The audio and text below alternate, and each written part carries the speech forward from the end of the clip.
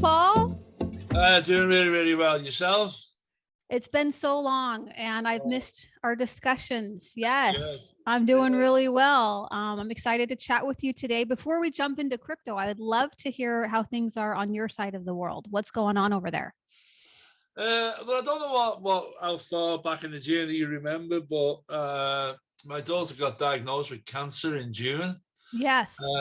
And then part of the research into what was going on, they found that she was also in heart failure.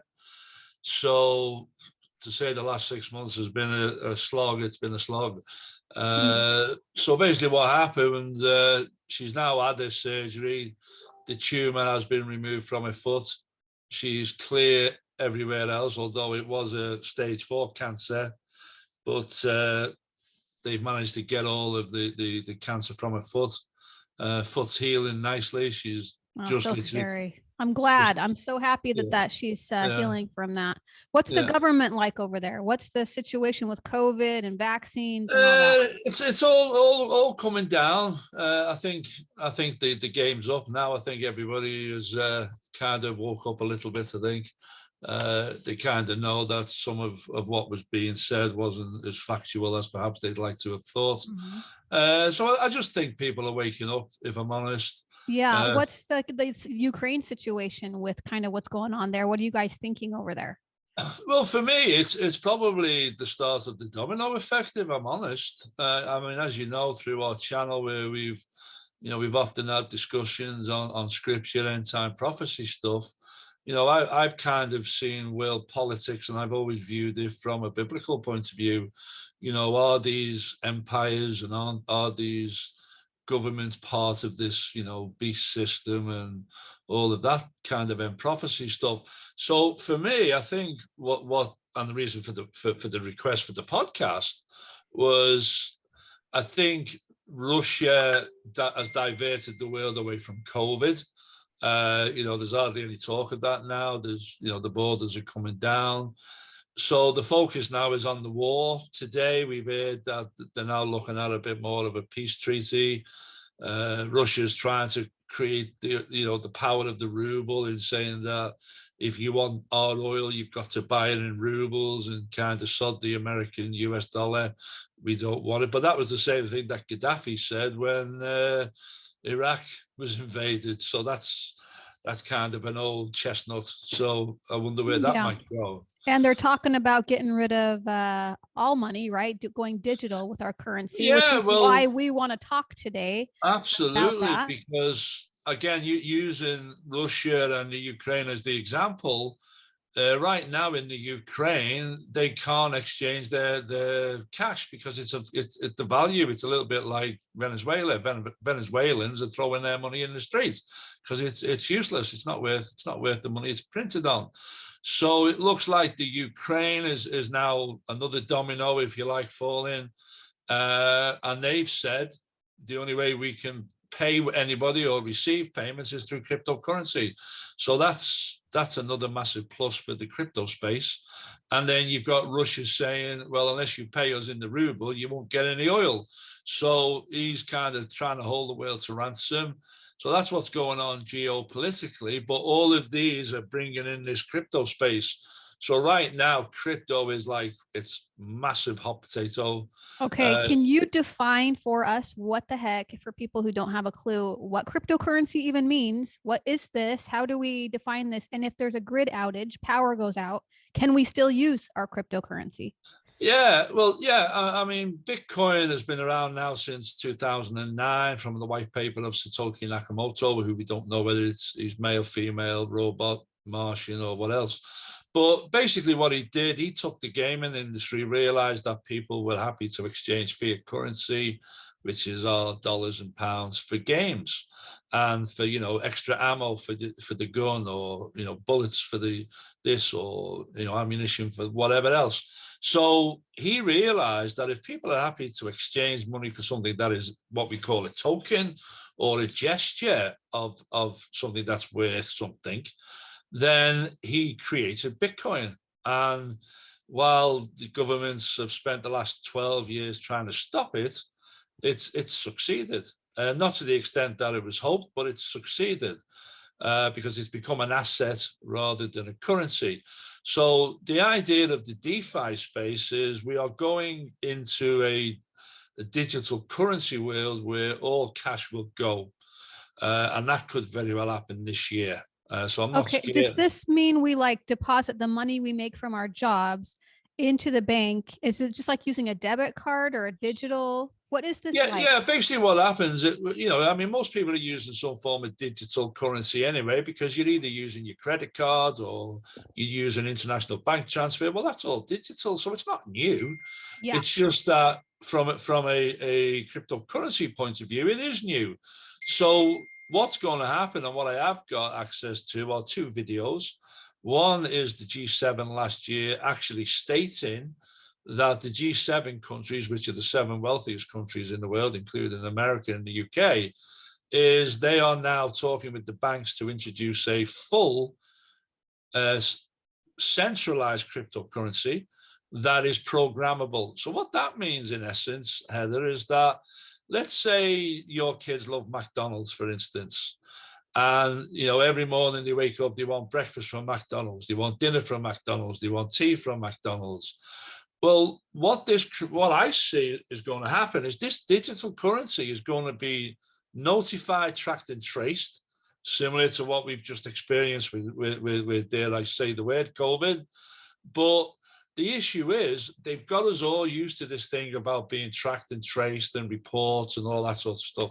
So this digital currency, which will be a centralized model that the banks will control, what they're going to be able to do is say, hey, Heather, your family's not eating very healthily, and we're actually going to stop you using your card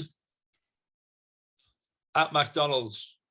You can go to the store next door that's got healthy salads or something a bit more healthy eating, but as far as McDonald's is concerned, you've had your limit, weekly limit, if you like.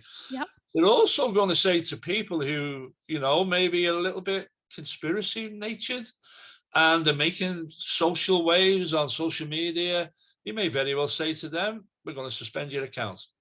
We're going to bank freeze you like America's done with Russia. We're going to freeze your assets. So the fact that this centralized cryptocurrency is coming out for the world, it's not just one country, it's the whole world, then they're going to be able to control your bank account.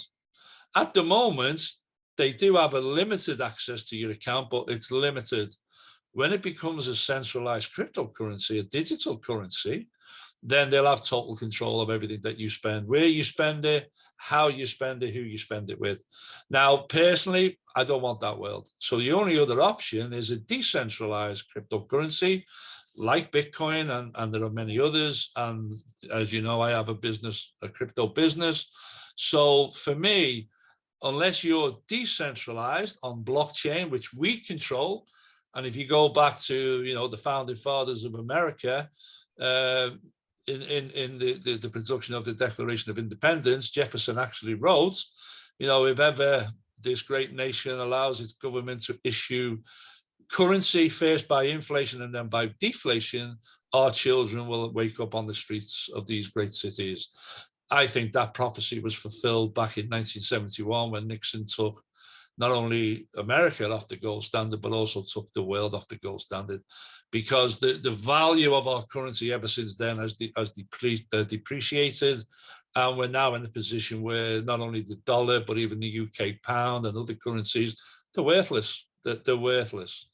What are we to make of all this gas prices going up? People can't even get to their jobs in some cases. It's too expensive. Exactly. Well, that's the impact of inflation. So what you're seeing right now, Heather, is you're seeing the impact of this constant printing of money that has no value. It can only depreciate. The more you print, the more it depreciates. The less you have, the more it increases in value.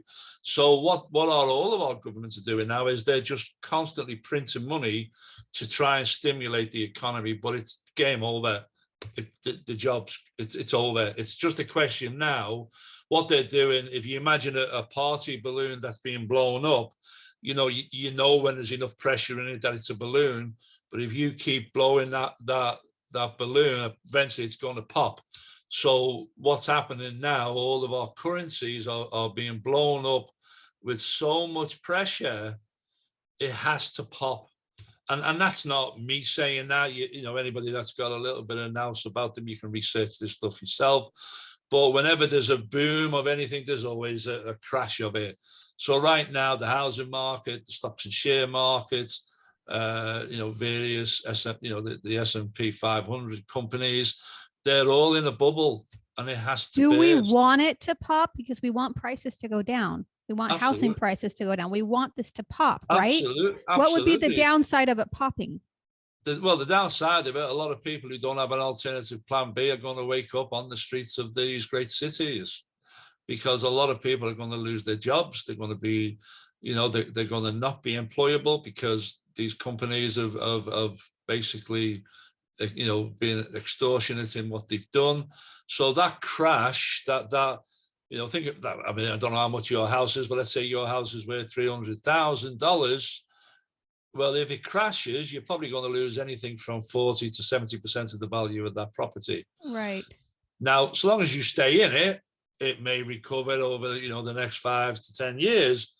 But, you know, if you decide you wanted to leave your house next year and go and get another one, well, you've just lost 40, 50, 60% value of your house. So you're not going to be really in a position to want to sell it, because you won't have any value in it. You know, the equity value will have gone.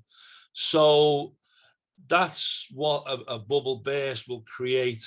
It will, you know, the rich will get richer, as always, because they know how to play this game. They ride it up and they ride it down. But for average Joe Blogs like me, you, and your listeners, you know, we don't have enough knowledge to understand this, but we do. You know, I do, and I'm happy to share that with anybody that wants to know. Let's share it right now. What exactly is your business? Do you want to share anything on the screen? Do you want me to make you No, I can send you information. Basically, I'm in the world of cryptocurrency. I have a platform that can help people achieve financial freedom. It can help others. So you have the opportunity. It's an affiliate program, which is something that, you know, the states of Utah brought out. Everyone's familiar with MLM and all those affiliate marketing companies, which has always been the best way to sell any product, by the way. A lot of people don't like it, but the reality is it's made an awful lot of people wealthy. So right now, DeFi crypto is the new gold 0.2, if we say, and it's basically there for the grabs. So I'm happy that if any of your listeners want to connect with me, and, you know, I'll give you the appropriate information. I've got a couple of videos I can send you that you can share with your listeners. One shows you the problem and one shows you the solution. And then if you think that's something that may be of interest to you, get back to me. I already have some team members over in Utah, and, you know, be happy to strike up a conversation with you. Okay. Why would this be mandatory, or like we should be rushed to do this right now? To do what? To invest in crypto and figure out how to build that. Well, if I said to you 20 years ago that we'd all be, you know, we'd all have mobile phones and we'd be screaming and queuing up to get access to them, would you have believed me? Probably not. Probably not. Yeah. Yeah. Well, crypto is the new. Think of the internet as well. You know, where were we before the internet? Well, the next, you know, think of, you know, the revolutions that have happened over years where governments and countries have fallen. Technology